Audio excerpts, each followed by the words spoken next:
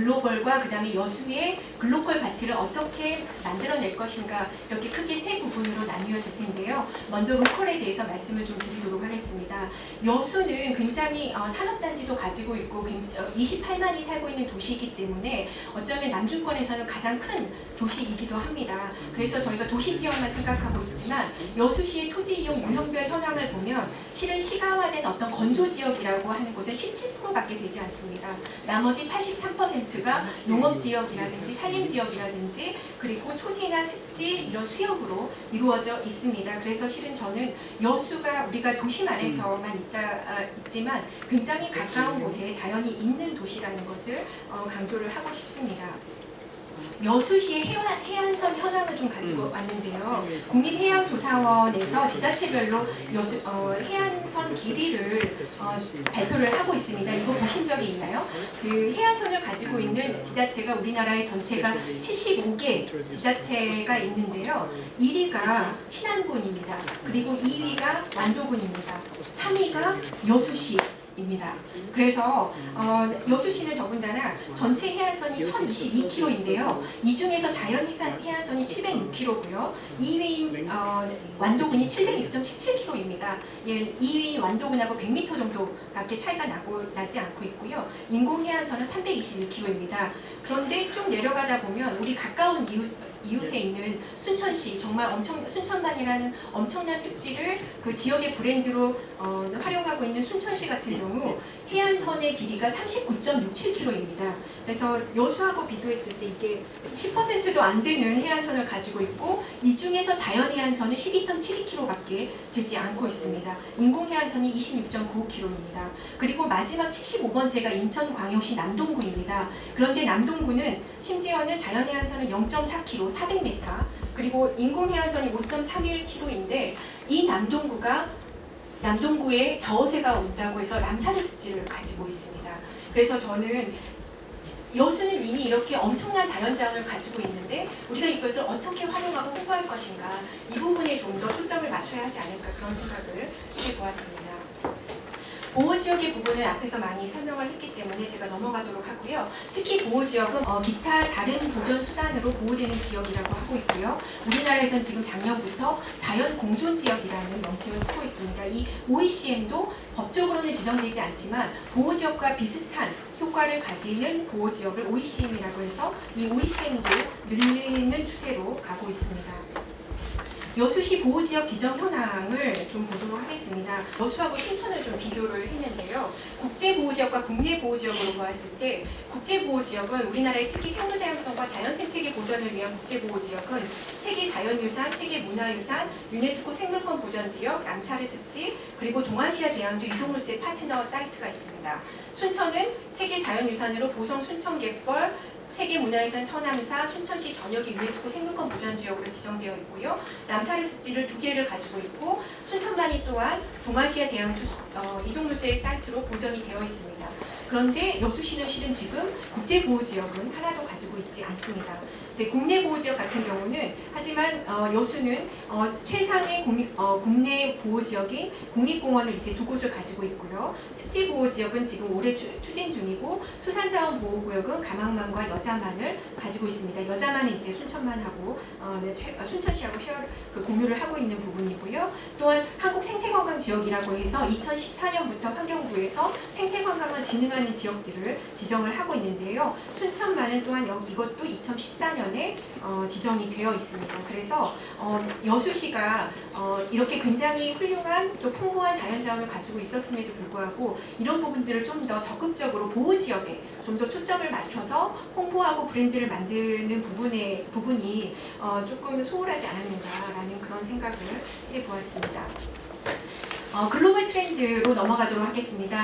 다 잘 아시는 것처럼 2030 2030 유엔 지속가능 발전 목표가 있고요. 이게 이제 환경, 사회, 경제의 선순환 모델을 이야기를 하고 있고 두 번째 글로벌 트렌드는 2050 탄소 중립 부분입니다. 그래서 마지막으로 보시면 연안습지 보전은 기후변화 및 적응 완화를 위한 중요한 자연 기반 해법이다. 그러니까 인위적인 해법이 아니라 네이처 베이스드 솔루션, 자연 기반 해법을 요즘에 굉장히 국제적으로 강조를 하고 있는데요. 이 연안 습지를 보존하는 것이 가장 최고의 자연 기반 해법이다라고 이야기를 하고 있습니다. 이 지금 17개의 목표들을 3층으로 쌓아놓았는데요. 케이크처럼 보이지 않으신가요? 네, 웨딩 케이크라고 하는데요.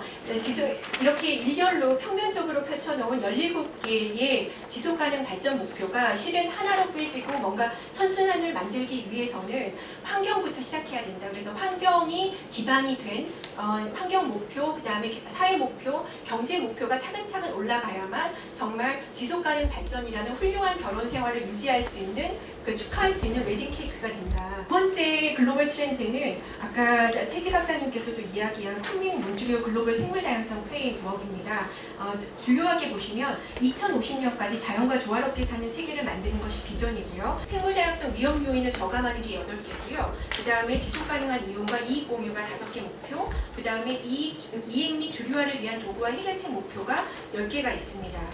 그래서 이 23개의 목표 중에서 특히 여러분들께서 좀 주목해 주셨으면 하는 목표가 앞에 1번, 2번, 3번인데요. 1번은 생물 다양성이 통합된 포괄적인 공간 계획을 말을 하고 있고요. 저희가 2030, 30x30, 2030년까지 보호지역을 30% 늘리자라는 목표에 대해서는 많이들 들어보셨을 겁니다. 그런데 그것뿐만 아니라 2번을 좀 주목해 주셨으면 좋겠습니다. 타겟 2번을 보시면 훼손 생태계의 최소 30%를 복원하는 것도 또한 이건 30x30의 목표로 들어가 있습니다.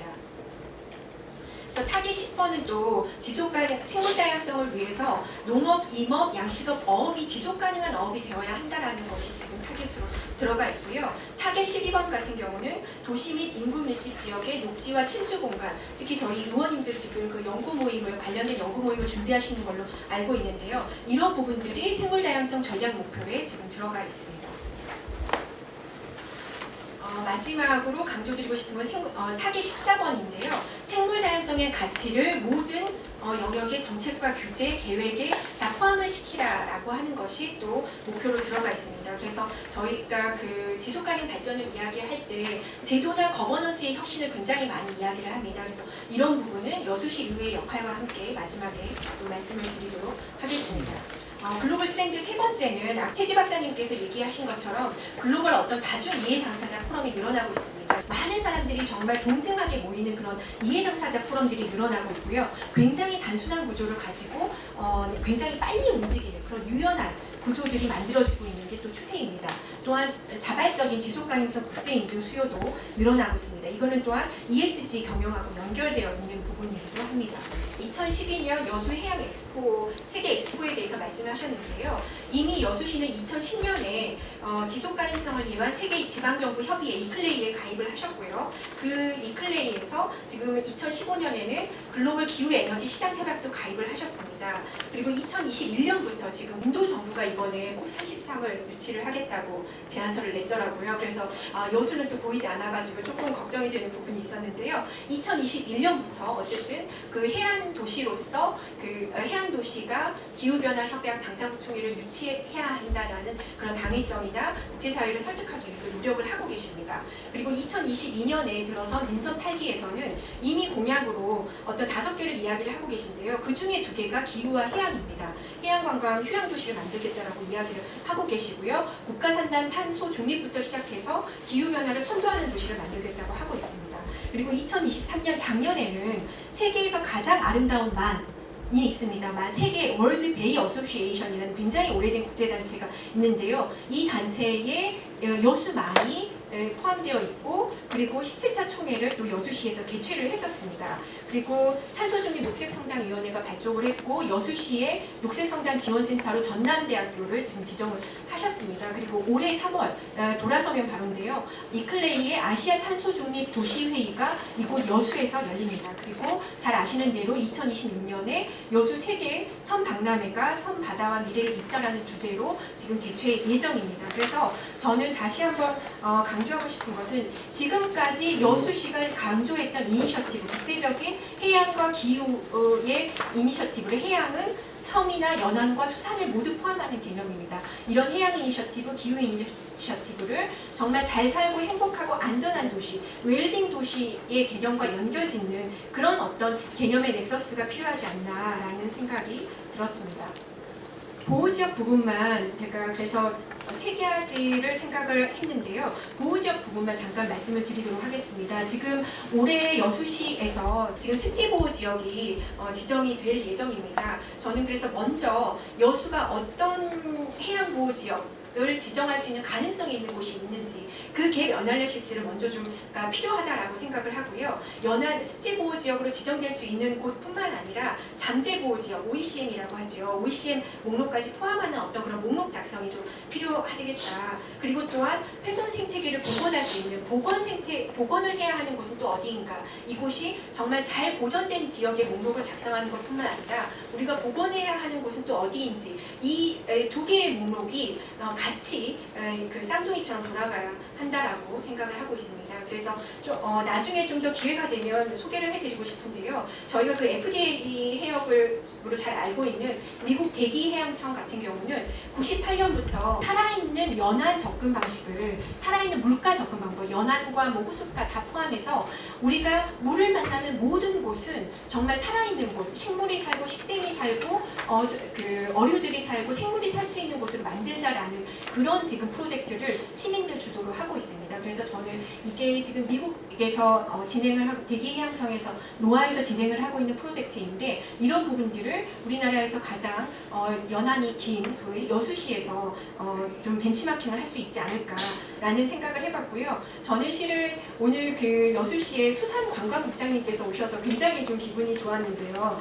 기존 어업지역, 특히 관광지역에서 지금 블루푸드 시티가 굉장히 각광을 받고 있습니다. 그래서 친환경 지속 가능한 수산물을 어떻게 지속 가능한 관광하고 연결지을지 그게 지금 굉장히 그 각광을 받고 있는 또 트렌드 중에 하나고요. 그래서 블루푸드 투어리즘이라는 게 나오고 있습니다. 그래서 이런 부분들도 좀 고려를 해주셨으면 좋겠다라는 생각이 들었고요. 그래서 2050년이 저희가 탄소 중립만 굉장히 강조를 하지만 탄소 중립과 함께 국제사회에서 강조를 하고 있는 캐치프레이즈가 뭐냐면 네이처 포지티브 소사이어티입니다. 자꾸 영어를 써서 죄송한데요. 우리나라 말로 작년에 이제 제주에서 이 회의를 개최를 했었는데 네이처 포지티브 소사이어티를 우리나라 말로 이제 번역하기가 너무 어려워서 그냥 쓰기로 했습니다. 그래서 네이처 포지티브 소사이어티는 뭐냐면 이제까지 우리가 개발이나 발전을 자연을 갉아먹으면서 네이처를 마이너스 시키면서 해왔다면 앞으로는 네이처를 플러스 시키면서 하자라는 게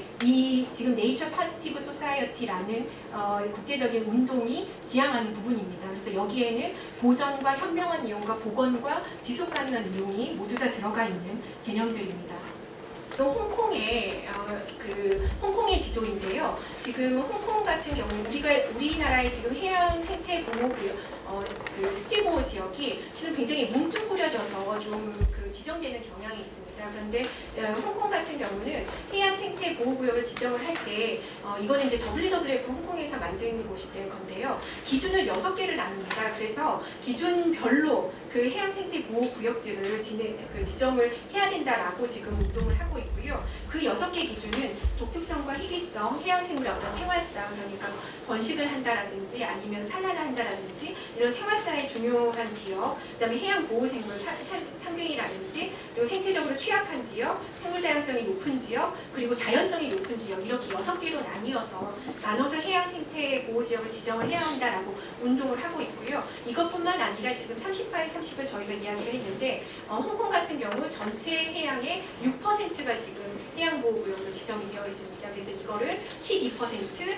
그리고 30%로 늘리기 위해서 지금 시민사회에서 굉장히 많은 노력을 하고 있습니다.